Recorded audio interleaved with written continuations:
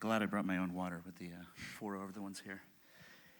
I got my cheat sheet. Hey, thank you so much for coming out to this special edition with the one and only Mr. Miller here.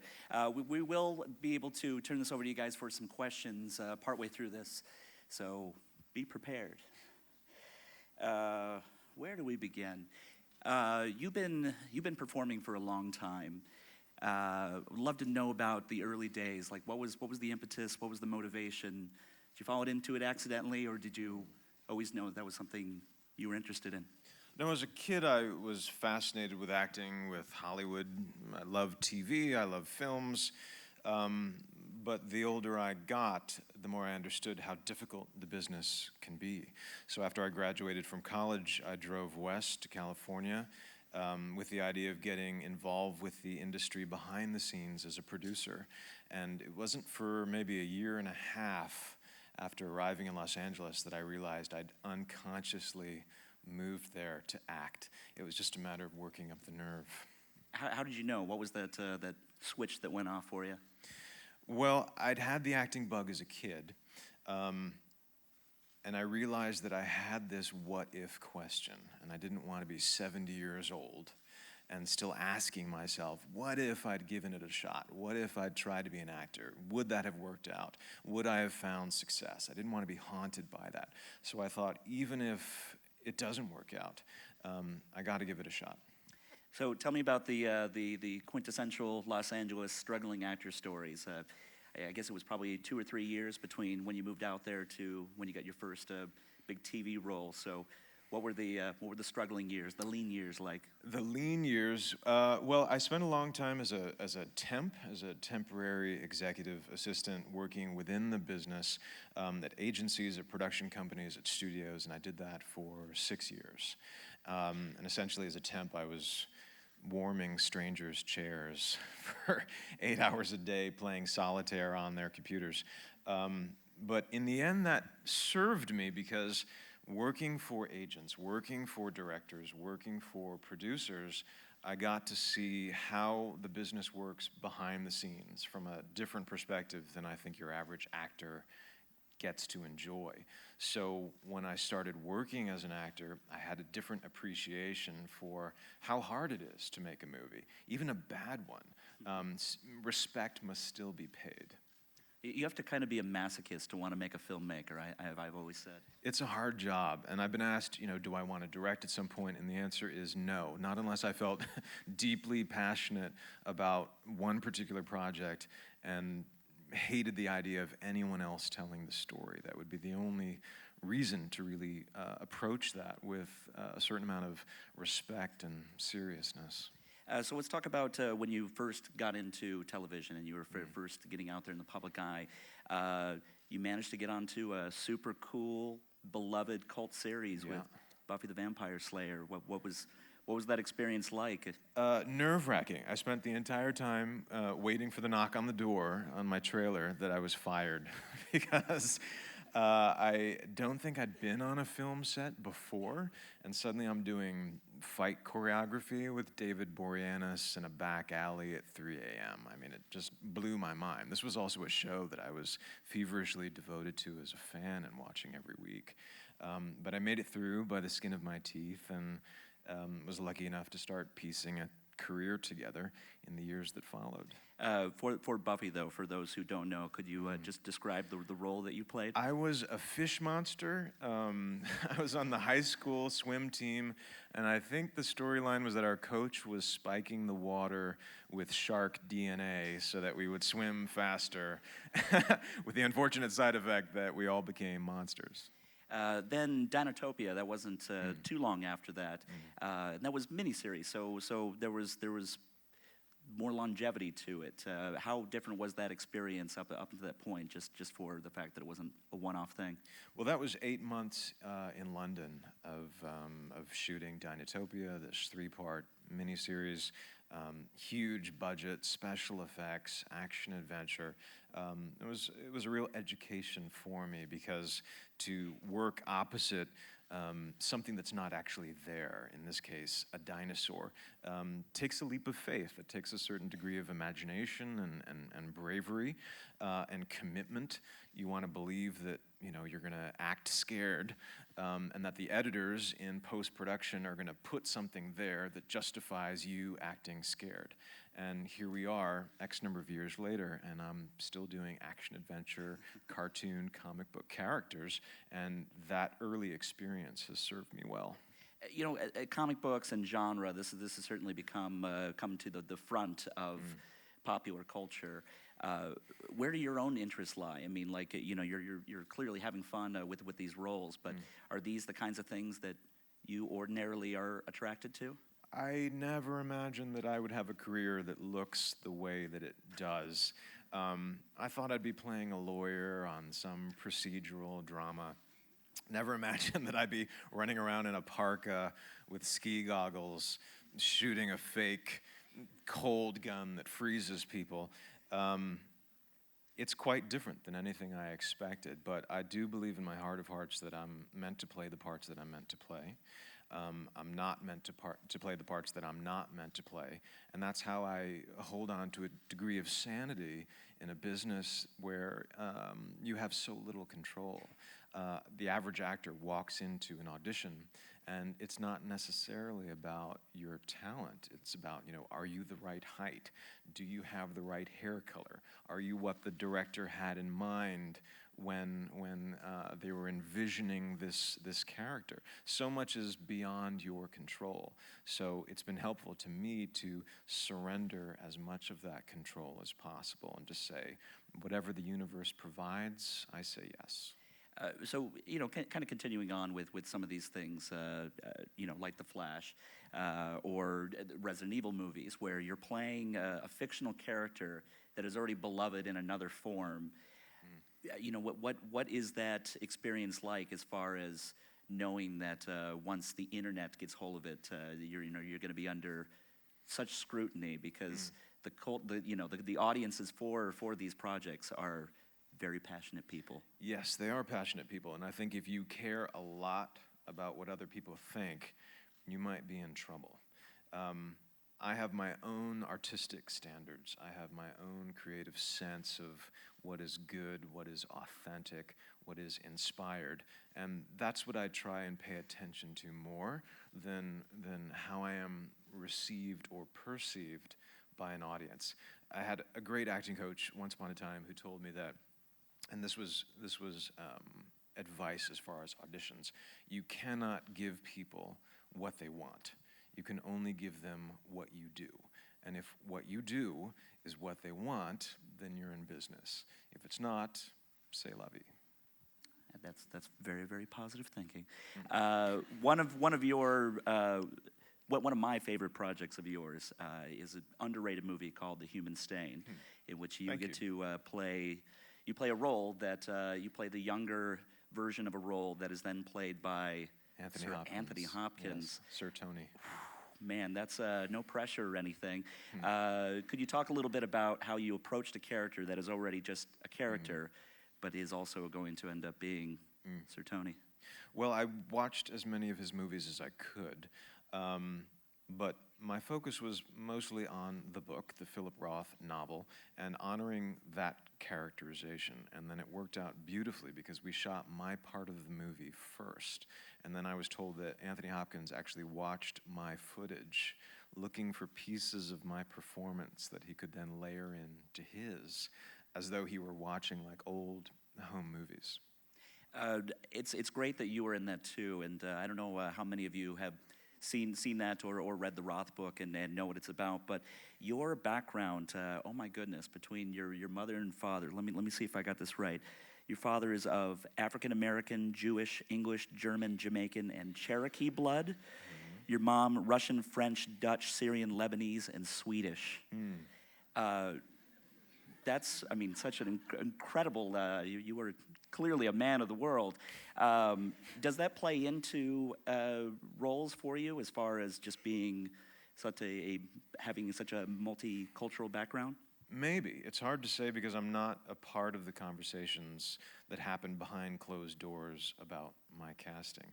I do know that when I got started in this business, I was really envious of the other actors in my acting class who were clearly like the young Tom Hanks and the young Denzel Washington, because doors open for those people, because Hollywood loves to stuff actors, everyone really, in individual boxes and label their foreheads clearly.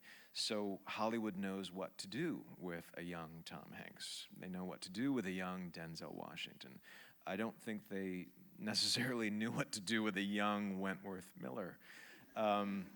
So I spent a lot of time trying to be my version of a young Tom Hanks or my version of a young Denzel Washington with not a whole lot of success.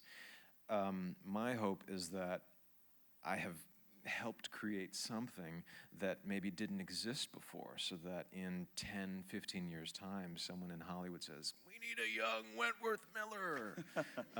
Maybe that will happen, maybe it won't. But it did feel like it was part of my challenge as an actor to find my place in this business. Has that ever worked the other way, in which case you've been offered projects, and maybe you could even talk broadly about them, that you thought, why would you think of me? Because it doesn't necessarily seem like it was the right fit, or just, or people chasing the wrong qualities, because again, those are conversations that you were not privy to. Well, post-Prison Break, I was offered a lot of prison-related stuff. My character was in jail, or going to jail, or fresh from jail. Maybe he had tattoos, maybe he did origami. There was just a lot of stuff that I had to say no to because I was worried about being typecast. But then Resident Evil came along, and the approach to that character, who is also introduced behind bars, was kind of tongue-in-cheek. It was playful, and I thought, I think the average Prison Break fan might get a kick out of this. It's a little wink, wink, nudge, nudge. That's a good time. That's kind of cool. Let me say yes. Just curious, how many Prison Break fans are there out there? Like one or two. One or two. Yeah.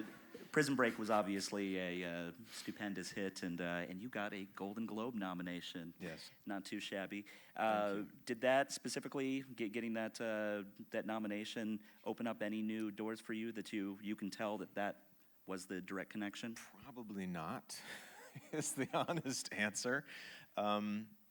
Which was fine, because I don't put a whole lot of weight on awards and recognition of that kind. My one is to do the best job I can and to be part of a story that touches and moves and inspires. And if that reaches a wide audience, great. If it doesn't, also great. If I get an award, stupendous. If not, I'm doing it for the love, for the right reasons, You're way back when you were at Princeton, and you ended up in the English Lit major. So it's fantastic that you've had such a strange career path since then. But you write, and you are a screenwriter, and I think most successfully, I think what's gotten out there biggest so far is Stoker from a couple years ago. You end up making Park Chan-ok, a Korean filmmaker's English language debut. Right. How did this come to be? We'll talk about the screenwriting process in a bit, but that just seems like such an amazing, unusual career stepping stone. Maybe. For me, it felt pretty organic. I'd been an actor for a while, and I'm kind of answering your screenwriting question anyway. Oh, we'll go deeper. And then suddenly this door opened, and on the other side of that was a potential career as a writer. And I enjoyed myself so much writing that first screenplay. I got to play all the characters, and I was my own boss, and I didn't have to leave the house if I didn't want to. I could just kind of burrow down into this project. And what I wrote is what we sold to Fox Searchlight. And then they brought on Director Park kind of after I'd left the scene. So I didn't have anything to do with the production of the script, and did not work hand in hand with Director Park as he initiated a few changes to the script. So what wound up on screen is different than what I originally intended. But that too is the Hollywood story. It's a collaborative business. the nature of the beast. Director Park is known for being such a vivid stylist, and I'd love to know like what is different. I mean, that film certainly looks like one of his films. His trademarks are all over it, and some of the visual flair. And but I mean, was your script, for instance, as baroque as it came out? I mean, how different was script to screen? I would describe my script as maybe Gothic as opposed to Baroque, if that makes sense. And when I saw it, I thought, yes, it's different than I'd originally imagined. But I reminded myself that 99.999% of an audience coming to this film will have no experience of my script. They'll have no experience of what my original intention was. And it really doesn't matter at this point. The movie's in theaters and is being appreciated on its own terms. So I'm grateful it got made. So how long ago did you write that script? That was 2010, maybe. Was that the first one you had written? The first one, yes. I just filmed Resident Evil, and I was kind of at loose ends, not knowing what was next, and sat down to write this thing. Why? What made you just because you felt like it was something? I'd had the idea for about 4 years, actually, but because I didn't think of myself as a writer, because I'd put myself in my own box and labeled my own forehead and it said actor, I didn't give myself credit. I didn't believe that I could write a script, but I wanted to play a bad guy. I've been playing Michael Scofield on Prison Break for 4 years. I wanted to break out of the good guy box, so I tried to convince several writers over the years to write this thing for me and got no traction. So I thought, if I don't write this thing, it's never going to get written. So one night, I think I'd exhausted everything on my TV DVR, like there was nothing left to watch. It was too early to go to bed. I thought, I've got this one scene in my mind. I know exactly how it's supposed to go. Let me sit down and try to write this thing. If it doesn't work out, I don't have to tell anyone. I'll just keep it to myself. But a month later, I had the entire thing. It was just sort of simmering, marinating within me for 4 years. And when I finally gave myself permission to be a writer, I wrote. I could take some stabs on what I think that first nugget of a scene was, but I'd love to know what was it. It was a scene where Uncle Charlie is released from the Institute, and his brother comes to pick him up and tells him, "I love you, but you're not coming home with us." And I've heard that there is potential for a prequel. That I don't know if this is just a rumor or if. Well, I wrote a prequel. While we were negotiating the deal for Stoker, I had the idea for what these characters were up to 6 months before the action in the movie. So I started writing this additional script. And at first I thought maybe I'll get 20 pages, maybe I'll get 30 pages. But eventually I had enough that I thought I need to show this to the actors in this movie because it's what they're up to prior to what we're seeing on screen. So eventually I had the entire script, negotiated that too with Fox Searchlight. So they have the rights to it. They own these characters, this universe. Whether or not it's going to get made, I don't know. I think a lot probably depends on how Stoker did at the box office, which is not something I decided to pay attention to because there was really no point. So I'm hopeful, but it's out of my hands. I mean, would you want to have any more creative control in something like that? Obviously, you don't want to direct, but now this first one's out there, and it's not quite what your script was, but it's its own thing, and it's appreciated by plenty of people, myself included. Thank but you. In this world where there are so many franchises and sequels and remakes and reboots, and it feels like there aren't a lot of ideas. There's something to be said for something that is a continuation of a story that there's just room to deepen the story. Sure. So do you feel like any sort of personal attachment that you would want to help guide it through, or have you written it, you've written the words, it has your name on it, and you've moved on? I think it is the kind of challenge to let go of the thing once it's been produced. I think as an artist, as a creative person, you do have a choice, which is, all right, I've written this thing, I hand it over to Hollywood, and I just know that it's going to be changed. It's going to be tweaked. There's always a bunch of chefs in the kitchen. It's a collaborative process. So either I get okay with that, or I insist that this thing is going to be sacred and intact, and I stick it in a drawer, and no one gets to enjoy it. So I decided to choose the first. I'd be excited to see the prequel made because I think it would deepen your understanding of these characters, these actors. And what I respect about feature films and their attempt to kind of create these franchises is that they're actually, from a certain perspective, following a TV model, which is allowing the audience to spend more time with these characters and invest in these stories in a different way. TV allows you to go deeper as far as emotionality and character than your average 2-hour movie ever could. So the movie becomes about maybe plot first, characterization and emotionality second, whereas TV, it has the time and the leisure to serve those things up. I find it kind of troubling, though, that cinema has started to adopt this TV model. I mean, there is certainly, plenty of people have talked about how much great television there has been out there, and in the last 10 years plus. But television is also, there are commercials, and there is a need to keep it going because there are corporate interests, and not to say that all TV shows are just about that. But I think when it comes to movies, I think they're a different animal, and just like when one medium shouldn't necessarily be adapted for another because it doesn't necessarily make quite the right fit. I don't know if this is a good thing. But if it's done well, I think there's a lot there to appreciate. Like, I saw the most recent Avengers movies. I could not remember at all what happened in the last one, but it didn't interfere with my enjoyment. And like the Hunger Games, I think that's another series that's done really well. And yes, it does kind of feel like TV, and you're getting to return to and spend time with characters that you've come to care about.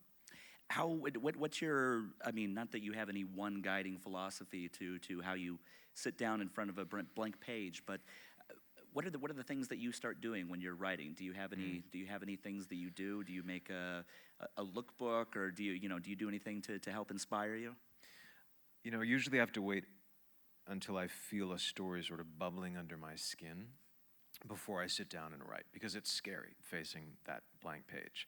But what I do ask myself as I'm writing is, have I revealed something of myself that makes me a little uncomfortable, that makes me a little embarrassed to sort of put this out there to the world? And that is also my philosophy as an actor. One of my coaches once gave us a little lecture in acting class on a Thursday morning, and he said, all right, who here wants to be a star? And we all raise our hand, of course, that's why we're here, that's why we're waiting tables, blah, blah, blah. And he said, all right, I want you to go home and make 2 lists. The first list you title, Things I Don't Want Anyone to Know Ever. And then you make a list of everything about yourself, things that you don't like about yourself, maybe something that you did that you're not necessarily proud of, like who you are when the doors are closed and the shades are pulled. Just make a long list of all that stuff you'd never want anyone to know. And then in your second list, title that Things That Will Make Me a Star. And then take everything on the first list and slide it over to the second, because that's what the audience wants to see. They want to see humanity. They want to see the edge, the darkness, the vulnerability that your average audience member may not allow themselves in real life, because we've agreed that there's a certain way of behaving and a certain way of interacting, but we'll go and see those movies where characters do and say inappropriate things because there's that vicarious experience that can be cathartic and even healing. Can you think of any examples of, after you've done something like this, that it's come back to your own life, that you've written something, that you've exposed yourself to yourself, and you could tell it's made you a richer person for it? Well, I think Stoker is not a message movie. I don't like message movies. I don't like being hammered over the head by someone's personal political agenda. It's meant to be entertainment, but underneath that, there are other things there if you're looking for them. And it's, from one perspective, it's a coming out story. It's, a young person sort of coming into their own. So in the writing of that, there was definitely a nod to and a reflection of my own life and where I was on my own journey as a man, as a soul. Speaking of which, I applaud you for what you did with the St. Petersburg Film Festival, which I don't know if you know, but you declined your invitation and you did it in a very, very elegant and public way to basically show your support against Russia's very anti-LGBT, we'll call it a regime, because frankly it is. What has come out since then, like for you? Like, I mean, has there been any opportunities, whether they be just activist opportunities, speaking opportunities, things of that nature? Well, there's been opportunities to get involved with causes and charities that are significant and meaningful to me, like the Human Rights Campaign, like the Trevor Project, for example. On a personal, artistic level, I can't say whether that's really impacted my career, because again, I'm not privy to those conversations about whether or not I should be cast in a certain role. I will say that one of the things I appreciate about the character I'm playing on The Flash now, Captain Cold, a villain from the comic book series, is that he is a man who is fully himself 24/7. He's totally in alignment, and by alignment, I mean what I think is what I say is what I do. So you ask Captain Cold who he is, he's going to tell you, I'm Captain Cold. He's never not Captain Cold. And in that way, I think he's heroic because he's speaking his truth, which makes things complicated by contrast with that guy over there, the hero of the piece, wearing this half mask, who's wrestling with secrets and a divided self, and if you ask him who he is, he'll probably not tell you the truth. So in that instance, this hero is acting in a way that is not quite heroic. And I think that's one of the appeals of the comic book genre for the LGBTQ community, especially the younger kids, is that they're going to relate to a story about someone being made to feel like how they are different is a drawback, a hindrance, something that they might be punished for, persecuted. But then stepping into that difference, owning it, and discovering that, yes, in fact, this is special, this is unique, and this makes me feel powerful. Beautifully put. I think at this point we can open it up to the audience for some questions. I don't know if we have any other microphones about. Yes, we do. So yeah. I wish I could see y'all. y'all. I can barely see. Any hands in the air? I see one over here. How long does it take to apply the tattoo? Next question.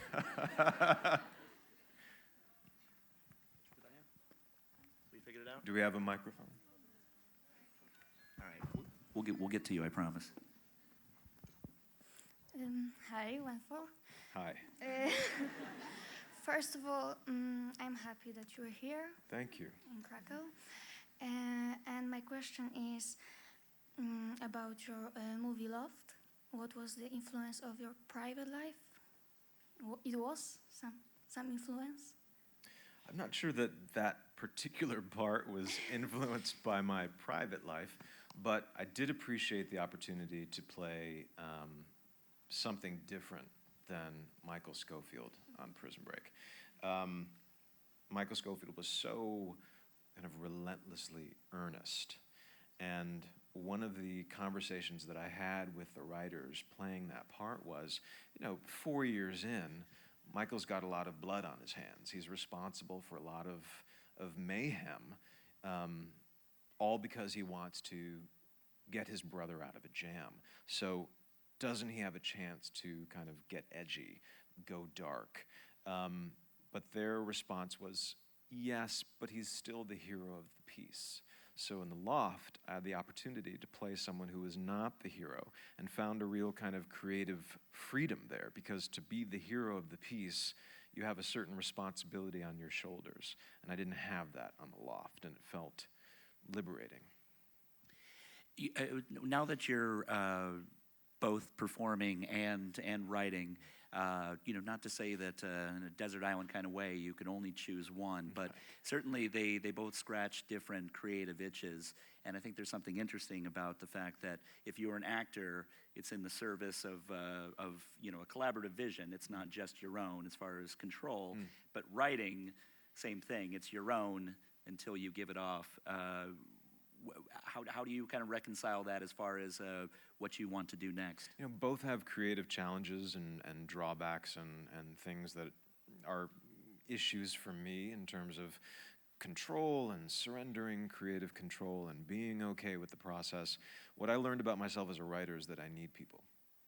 It was a very lonely couple of years writing these scripts in my living room. It's an isolated thing to be a writer. It's something that I could only do by myself, and I started to miss being in a relationship, having a job to go to, being a part of a community. And on a film set, on a TV set, you're working together 12, 14 hours a day, 5 days a week for sometimes months on end.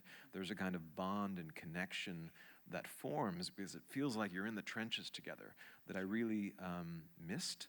And that's why right now the focus is so much on acting. And maybe I'll write, maybe I won't, but I know on a personal level I need to be around people. So that's why it's all about the acting for the next little bit. All right, there's a question over here. Yes. Got it. Hi. Hi. So, first of all, I thought Stoker was pretty fantastic. Thank you. And I think there's another movie coming out this year, which is The Disappointments Room. Yes. And that also will be a thriller, from what I heard. Yes. Is that your favorite genre? It's one of them. Okay. Yeah. And also, do you take part in the casting process? Because I feel like the Stoker's cast was pretty brilliant. It was something that you thought about. These actors were the ones that you actually thought about while you were writing it, or it was like out of your hands? That's a great question. I had nothing to do with the casting process on Stoker, but oddly enough, Matthew Good was one of the actors that I was envisioning when I was writing the Uncle Charlie character. After I got past the point of seeing myself in the role, he's someone that I thought about as, wouldn't he be a great Uncle Charlie? And as a writer, that's been really helpful to imagine very specifically who I might cast in the part that I'm trying to write, because then I can kind of write for their voice and their sensibility. And she mentioned the Disappointments Room, which sounds really, really fascinating. Could you tease a little bit about what people are in store for? Yeah, it's a ghost story that is based on actual events. It's based on how we as a society used to treat a certain kind of person. Can't go into it too much because I don't want to spoil it for you, but DJ Caruso is directing, or did direct. Kate Beckinsale is our star, and I believe it's coming out in September of this year. Sounds good. Any more questions for Wentworth? Here's one right here. Can we get a microphone? Third row center. My apologies for anybody who's raising their hand in the back. I truly can't see you. Yell out next time. Firstly, sorry for my voice because I'm It's all a right. little cold. So there's my question. Okay, first of all, I just wanted to say that I really admire the thing you did with the Captain Cold. Me and my friends think that the way you play that character is probably this is one of the best villains in the Flash universe. Thank you. And my question is, did you expect that Captain Cold will be that you will be in the Flash for more than one episode, and that you will get the spin-off series? I had no idea where that character would go. The producers told me that he is a significant villain in the comic books, so there's the potential to come back, but there were no guarantees. So I thought, let me just do my best, and we'll take it episode by episode. And in addition to the humor and the edge and the villainy, let me also find what is human about these characters, because at the end of the day, in addition to the special effects and the superpowers, they're meant to be believable to a certain degree, to have some sort of root in a real, authentic human experience. So to find the pieces of my character, who is this out-and-out villain, that are human, that speak to what it is to be a man, were important to me. And what I liked about Captain Cold, as far as his relationship with the Flash, was that the Flash has father issues. And it turns out that Captain Cold has father issues as well. So I think in that way they kind of connect and even mirror each other, and that was interesting to me.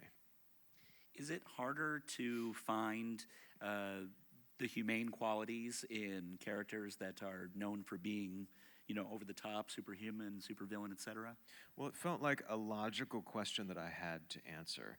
They're doing these villainous things. Why? What is at the root of that?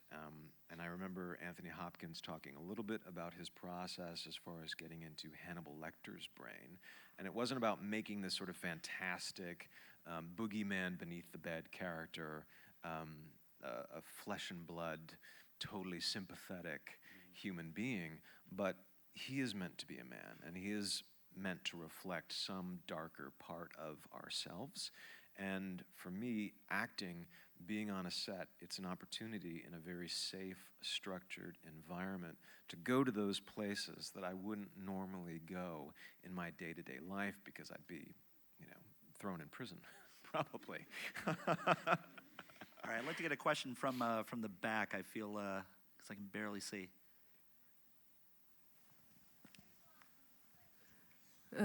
I hope you can hear me now.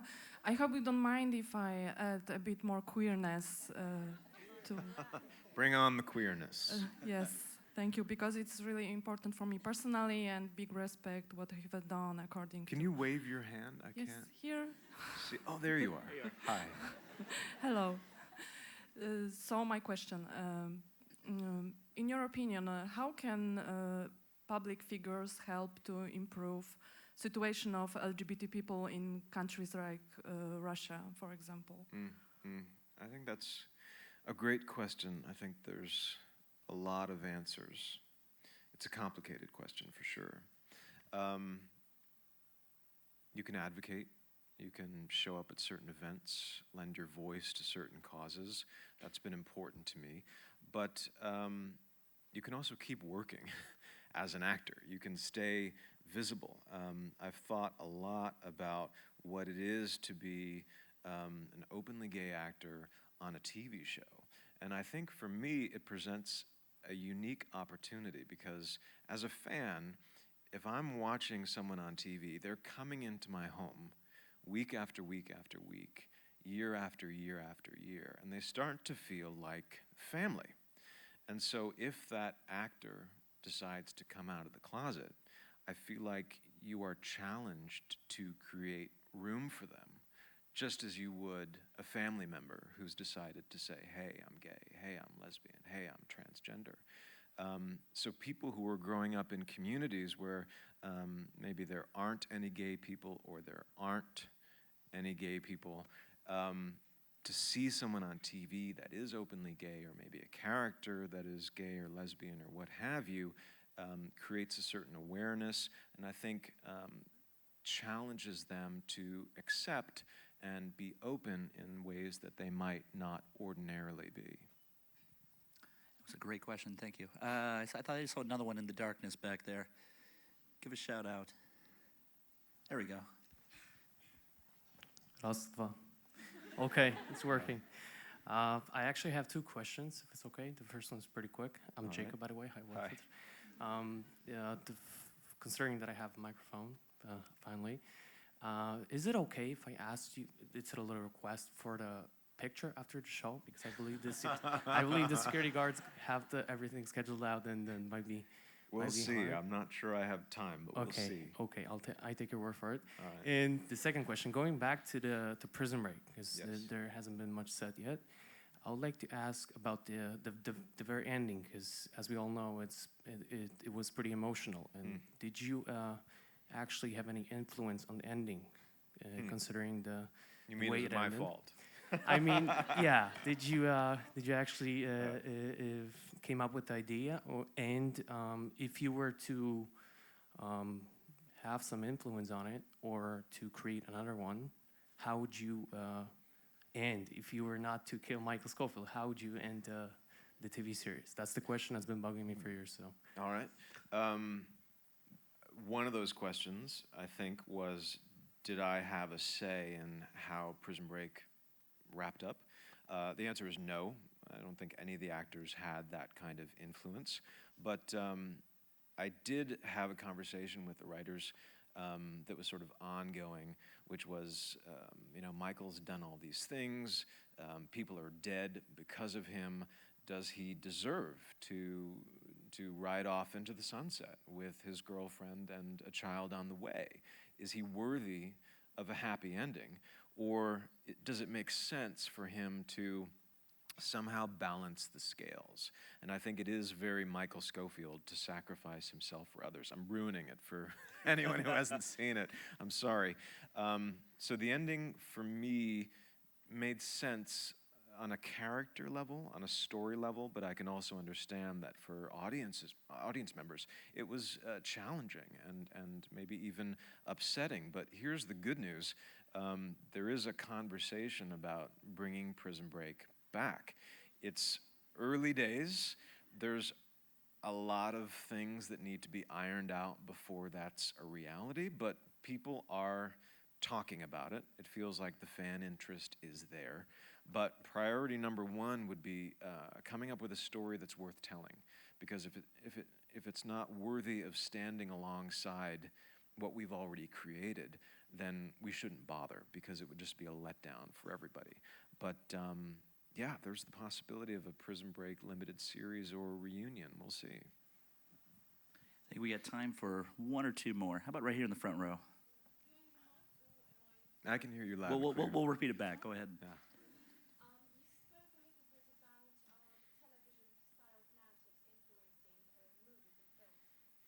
About franchises as well. And I was wondering, with both the DC universe in general and also going back to Buffy, the Go Fish was very early in mythology, but still. Do you think those big transmedia universes composed of so many elements help the actors with the performances or hinder them, or do they have no influence? What do you think about this kind of narrative? Could you elaborate? Sorry. For example, with DC, the baggage of the characters from the comics, or for example, with the mythology and transmedia elements that build up around. We have the Marvel Cinematic Universe, which is composed of so many elements around, and this is something which is happening with Arrow and The Flash and the new show, and probably something else soon. Do you pay attention to what's happening in the larger universe of DC or any other show, and does it influence your performances in terms of emotionality of a character? I try not to pay attention unless I have to, unless it becomes critical. At the end of the day, I try to keep it very simple. I'm an actor. I show up. I say my lines. I give life to this character. And then when I show up on set to do something like The Flash, I'm there to color in a very small corner of the DC Comics universe. The larger stuff, the trends and transmedia, what have you, I'm not even sure what that word means, really, but I trust it means something. Those things I don't pay attention to, because I think to lose yourself in audience expectation, to sit with, oh, this character has been around since the 1950s and I need to read all those comic books, and how does this gel with the TV series? Does this make sense? Am I paying the proper respect? I think that can gum up the works. I think that can really get in an actor's way. So my approach was, I understand that this character already exists. I understand that this character already has a fan base. I have respect for that. But I'm going to take the approach of whatever shows up in the script is true. I'm going to take my cue from the writers, because I also know that they want to tweak the existing mythology. They don't want to give you everything that you expect, because I think that inevitably leads to disappointment, because it's exactly what you thought it would be. I think the thing to do is to twist it, to create something new while respecting what was there, and that process is so complicated and kind of above my pay scale as an actor that I'm happy to leave it to the powers that be and trust that together with them and their creative vision, I'm going to serve up a Captain Cold that is both respectful, but also something you didn't necessarily expect. Sad to say, we only have time for one more question. Hi. My question is more of a personal one. I'm here Where at are the you? back. Can you I love that it's just voices in the dark somewhere, yeah. wave your hand? Here. There she is. Ah, hello. So my question is more of a personal matter because I've done some research and I've read that you acted the role of Paris in Shakespearean's adaptation of Romeo and Juliet, right? Yes. So are you like into Shakespeare a bit, or because you studied like a literature as your major, yeah? So Yes, I was yeah, an English exactly. And major. I am in the middle of writing my own MA thesis, in fact, and my topic is like Shakespearean villains. So I would like to get to know your opinion, if you have one, about Shakespearean's villains. Who would you consider one? The villainous, most villainous The most 16th villainous. century character, yeah. Well, I'm not a Shakespeare authority. I did take a couple classes in college, and I have an appreciation for his work, of course.